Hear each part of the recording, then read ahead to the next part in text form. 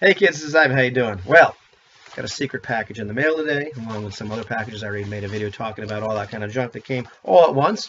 And anyhow, this one is from Bloat Games. Eric contacted me like 2 or 3 days ago. Said, "Hey, is it okay for me to send you something? Because I want you to take a look at it, review it, and be doing something with it." So I'm not sure if I can tell you what it is yet, but you'll know. Maybe the title of the video will give it away. So I'm going to open this bad boy up with this X-Acto knife here. I have no idea what this is going to be. I just know it's from him and his company here. And ooh, it's looking pretty thick. Looking pretty thick. You know, nice little packaging here. Looking pretty thick. And what do I got? Ooh, oh, yeah. I got three things. I've got the Vigilante Hack. All right. Punching Crime with the Teeth, one adventure at a time, the role-playing game. Bloat Games. Oh, look at that. That's pretty nice. Vigilante Hack is not a superhero game. Oh, I kind of like that. And then we've got the City Full of Sinners. It's the Game Master's Guide. So it looks like it might be the Player's Guide and the Game Master's Guide. These are really nice looking, too. And next one, which I remember him talking about this before. Dark Places and Demogorgons. I remember talking about the name of this, you know, and I remember thinking, you know, hey, I bet you they've got the Wizards of the Coast own the rights in the name Demogorgon. It's like, no, it's the actual demon name. You check that out. And so there's some cool stuff in here. So we are going to talk about this particular game, and after I read it. But in the 80s, strange things happened everywhere. Nice. So I remember we were talking about this game before, so I'm gonna check it out. And look, you got this guy coming out of your closet. Yeah, it looks like a Demogorgon-ish, and it shouldn't have that many arms. Pretty sure. So we'll be talking about this real soon. I'll probably be dressed differently, you know, because I'm doing like 5 videos at once today. But this is my unboxing: Dark Places and Demogorgons, and the Vigilante Hack. Hey, so let's get on with it anyway. First, I'm going to review the Vigilante Hack and A City Full of Sinners, because the meat of this adventure, or review, it's an adventure, isn't it, is going to be Dark Places and Demogorgons, because that's the newest offering here. Vigilante Hack and the Vigilante Hack, A City Full of Sinners, are very, very small books. They're, you know, in the sort of vein of the Zombie Hack, which is the Black Hack version of Survive This Zombies. You know, it's more compatible with the Black Hack. These books are also more compatible with that. In fact, you can kind of add these together. If you want to be playing A City Full of Sinners and decide that all of a sudden, man, zombies have shown up, well, you can do that, and they kind of mesh pretty seamlessly in terms of how they work. You know, it's roll under your ability on D20 for most task resolutions.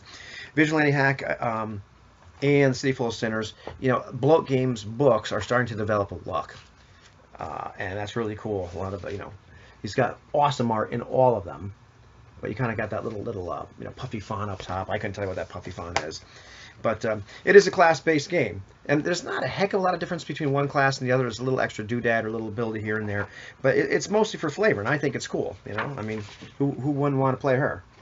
But the thing is, this is a game. It says it right in the back. The Vigilante Hack is not a superhero game. You're playing normal men and women. You don't have superpowers. You're just normal people that you've been fed up. You're going to kick crime in the teeth. You know, so, and maybe that's not a good idea, but you've decided you're going to do something about the way the city is. And, you know, there's archers and dark avengers and martial artists and mercenaries and proteges. Love it, proteges. You know, you're Robin. True vigilantes. It goes on and on. It gives a whole little NPC villain sample characters here, and they run the gamut from being just, you know, street thugs to even one that has kind of some special powers, you know, which is probably the only thing in the book it really does, the Mudman. But it's pretty awesome, you know, and it's got you know, really straightforward mechanics. Like, you know, Bloat Games, it's no surprise, tends to go for the like white box feel. So it's the 6 standard D&D stats, a lot of the standard mechanics. I mean, these games, like I said, use the Black Hack type mechanics, so it's a little bit different, but not that hard to convert if you want to use something else. But really, really cool. But just, you know, just love the artwork in all those games. Really, really cool stuff. I think the artists for the Vigilante Hack is Jay Shields and Bradley K. McDevitt. and their artwork is always like a pleasure to check out. So the games have a great look. Now, as cool as the Vigilante Hack is, A City Full of Sinners is cooler. This is kind of the GM's guide, for lack of a better word. It's really kind of the Vornheim of Bloat games. It's like how to make a city, how to make random NPCs, random NPC gangs, the environments, all that kind of stuff. I mean, that's a villain right there. But, you know, actually, Eric told me, too, like, this is one of the proof copies. You got the one that didn't come out so good in terms of the formatting. And what does that mean? It's like, let me see if I can find a bad formatting example here. Some of the tables got split up. You know, so this table starts here, but it ends over there. It should be on a different page. This is one of our well, that's a cool guy. This is one of our dice drop tables right here, but it continues on the next page, which it shouldn't. So he's like, well, that's fixed. I'm just sending you one of these. but it's cool. And, you know, like the whole Vornheim thing, if you're not familiar with that, you know, you've got to say, come up with a street gang right away. Well, this is our street gang table. And you can roll D100 and you know, decide, oh, you know, okay, I rolled 13, so I've got a drug dealer, or this next guy's a burglar or whatever. Or you can drop a bunch of dice on this little chart right here, you know, if it was actually extending the whole page, like in the copy you'd buy. And then you find out, like, who these people are, just where the dice land, which is a pretty cool thing. But it's a lot of there's a lot of NPC villain quick generation tables in terms of what they're like, what is their support system, what is their motivation, and it's all, you know, you roll dice, and you can roll villain quirks. I think it's like D100. You can get things like, you know, has offensive body odor and does nothing to do anything about it. Or 75, prefers to hang people. Just kind of a quirk. You know, if it's going to execute somebody, it's going to hang somebody. Cool. And it goes on, you know, like car chase type stuff and additional equipment and little gadget type stuff, but a lot of like random generation type stuff here, and, you know, just a lot of cool art. So I really dig this game. And if, like I said before, if you want to take a serious left turn, then they throw the zombies in. But, you know, it's cool for just a vigilante game. You know, it's not supers. And because it uses the kind of like white box or black hack, in this case, rules, that reinforces it. You know, you're not going to be, you know, the coolest, most badass person on the planet. So you've got to be careful when you're taking on these villains. So it's more of a game of using your wits. There's a good chance you can get the crap beat out of you here too. But I have a lot of fun. So it's got that kind of nifty vigilante flavor. Then we can talk about Dark Places and Demogorgons itself. Alrighty, so Dark Places and Demogorgons. What is this book about? Well, first of all, it's by Eric Bloat and Josh Palmer. It's probably the biggest book that I've seen from Bloat Games. Maybe their biggest book. It's about 200 pages, including some setting information. The setting is, I think it's Jeffersontown. J-Town is what it gets called in the book. And this is a very accurate book in terms of stereotypes, in terms of tropes, in terms of, well, you ever seen The Breakfast Club?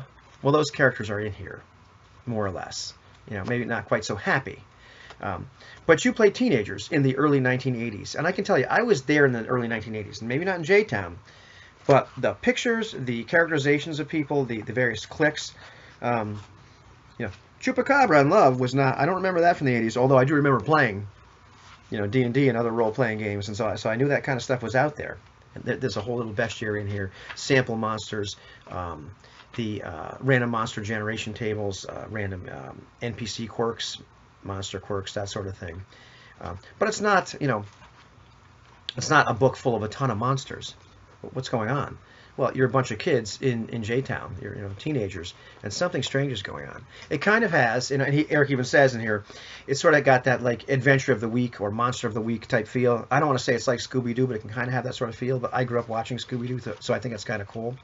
So you could play all the same type of kid, or you could play, you know, various people from various cliques. So you could play a goth or a skater or a princess or jock, or you know, what have you, nerd or geek and everything. And I'll get to the classes in a second, because it's a class-based game, and that might be a lot more fun as you sit there and investigate. Well, what the heck is going on here? It's you know, really small character sheets, no surprise. I mean, this is more of a white box based game than like a black hack based game. It's roll high. There's standard, you know, Dungeons and Dragons type ability scores in here. Standard, like, you know, basic ability score modifiers. The book has that. You know, Bloat Games is developing this look in terms of the font, like I said, in terms of the artwork. A lot of random tables in here. There's a terror mechanic, which I think is awesome. There's, you know, the out of action mechanics. But terror is great, you know. Number 3, if you get that terrified, you know, you actually become incontinent and lose your action. -1 to all rolls in the armor class for the first part of the encounter. And depending on, like, you know, whether you fail your terror effect or not, you might continue to fail it on the same monster or whatever. There's a random background chart here. You know, it's like I think it might be D100. And so I think I got, when I rolled, just I was a random foreign exchange, or I was a foreign exchange student from Brazil. I speak English and Portuguese, and I'm very handsome, and my charisma is a +1. But I'm also obsessed with She-Ra and He-Man, because you get to roll twice, 2 or 3 times on this random background chart. Roll twice, to give you some interesting quirks about your about your character. I thought that was great. And then there's a whole bunch of classes and subclasses. You can be the brain, the athlete, the outsider, the popular, and the rebel. And so then, you know, the artwork is, there's probably about 6 or 7 artists in here at least. And so you can be something like the brain. And every class, you know, actually has some interesting little quirks or advantages over the other classes. One of my favorites is the geek. You know, I would have dated her in high school.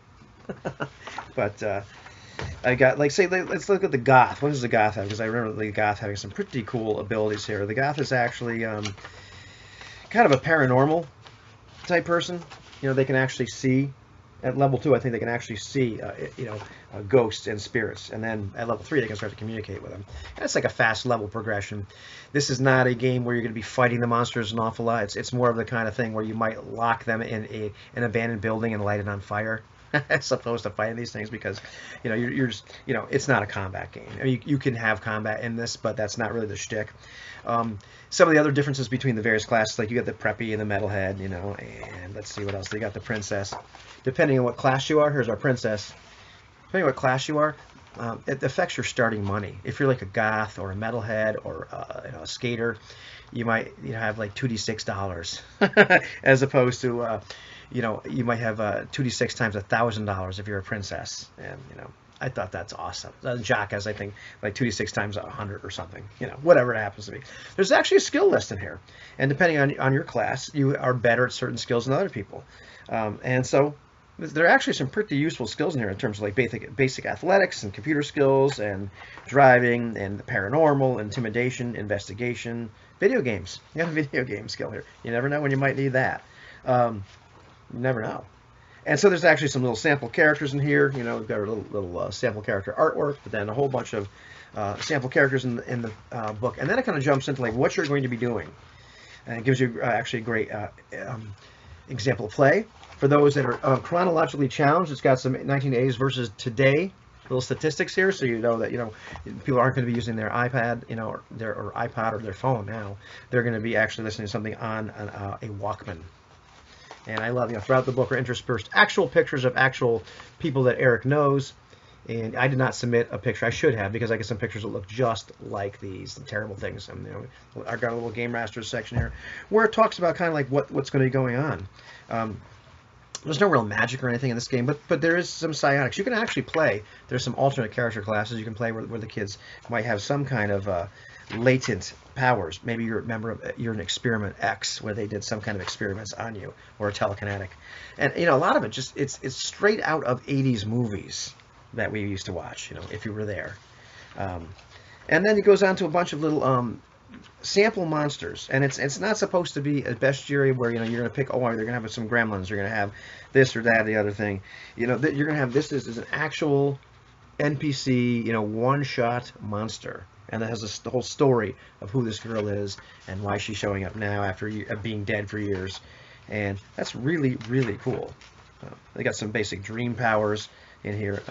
But you got, like, you know, one-shot monsters, the Pope Lick monster. So it's kind of like, you know, there's something strange happening in your town. Maybe a little bit more than average because, well, what the heck, it's Jefferson Town. And so you investigate these sorts of things. And maybe your parents are, you know, forbid you from playing Dungeons and Dragons because that's in here. Like, literally, it talks about the satanic panic and the idea that adults are going to shut this down. There's actually one of the NPCs in the book is the local priest who is completely against that. And then we've got a whole bunch of, you know, actual, like, you know, there's a bestiary. It's got things like rodents of, you know, unusual size. You know, it's classic vampires. You might, you know, there's some dogs and snakes and a Yeti and Bigfoot and all that kind of thing. Then you've got this great NPC, you know, a lot of random charts. You know, Eric's really getting into the random charts, which I really like because gives it that old school feel. So if you need a quick generation table for a monster or for an NPC, you can, you know, roll those up pretty fast. And you've got like all these little tables, you know. And these are kind of like guidelines too. You can kind of make some more stuff up. You got like 100 basic adventure hooks. You know, so it might be roll number 45, and you think your science teacher is building a flesh golem in his spare time. Maybe the guy is actually Dr. Frankenstein. So you go and investigate this. And I like the idea that maybe you're this random assortment of kids. So, you know, it's more like a breakfast club. It's not like you're all jocks or you're all nerds. You know, have a whole bunch of, you know, have a mix. Make it more interesting. You know, and then they got the J-Town setting guide in here. It's not huge, but it gives you a lot of stuff. It's not just like, oh, you live in this little rural town. It gives you all kinds of little information about the town, about various districts, about what's there, some different gangs, some different cliques, that sort of thing. I know there's supposed to be the mental institution crew. That's awesome.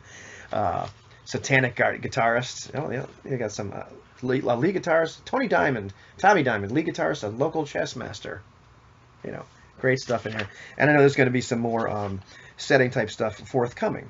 But this book, if I could say anything, I guess there's little pictures of Eric and Josh in here. But I tell you what, this book, at the end of the day, you know, is it revolutionary like lots of stuff? No, it's not revolutionary. That's not the point. This book really, for me, you know, it's a game system I'm really familiar with, so it would take me about 2 seconds to learn any kind of nuances in this thing. But it also takes that whole 80s feel, and I can tell you he nailed it, because I was there. He nailed it. But the biggest thing about this book is from the time I opened it until the time I read all of it, all 200 pages, I never stopped smiling. You know, every time I thought, okay, that was it, that was the funniest part of the book, or the most nostalgic part of the book, I turn the page and I find something else. I'm you know, reading the random you know, NPC quirk chart, or the random adventure hook, or you know, the quirks of the you know, the player characters, or the monsters, or the little a lot of the, I'm not going to go into all the NPCs, but like the little sample characters, you know, either for player characters or for non-player characters. I'm like, I knew that kid, I knew that guy, I knew that science teacher. So really nailed it as far as that's concerned. But yeah, this is a book that will make you smile from the beginning to the end, and I look forward to playing it, because it just looks like a hoot. So big thumbs up for this game.